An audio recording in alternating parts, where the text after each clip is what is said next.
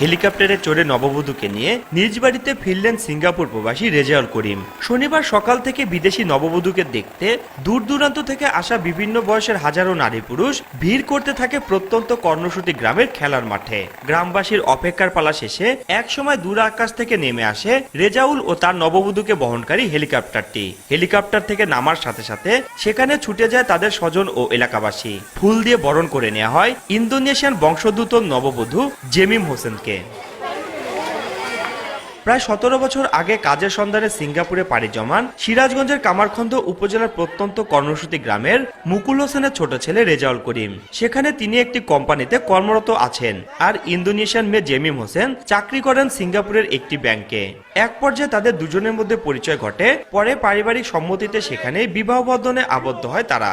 বিবাহোত্তর সম্পাদনার জন্যই নিজ বাড়িতে নববধূকে নিয়ে ফিরলেন রেজাউল, আর তাদের আগমনকে ঘিরে বর্ণিল সাজে সাজানো হয়েছে পুরো বাড়ি। বিদেশি বউ ও হেলিকপ্টার দেখতে পেয়ে খুশি স্বজন ও এলাকাবাসী।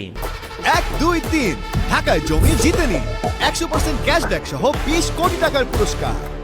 জীবন সঙ্গী সাথে করে নিয়ে আসতেছে, এই হিসাবে বাড়িতে প্রোগ্রাম আছে এবং সাধারণ মানুষ হেলিকপ্টার আসবে, এই উৎসবেই সবাই মাঠে আসছে। বিদেশ থেকে বউ নিয়ে হেলিকপ্টারে আসতেছে, সেই কারণে হেলিকপ্টারে আসতেছে তো অনেক লোক, আমরা অনেক সময় দিচ্ছি।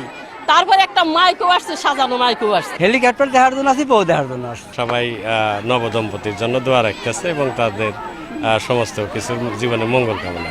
নববধূকে নিয়ে প্রথম বাড়ি আসার ঘটনা স্মরণীয় করে রাখার পাশাপাশি এলাকাবাসীকে আনন্দ দিতে এমন আয়োজন বলে জানান রেজাউল। হেলিকপ্টারের উসিলায় গ্রামের সবাই মানে জানা জানিলো, সবাই আসলো, সবাই দেখলো, তারাও দেখলো, আমিও দেখলাম।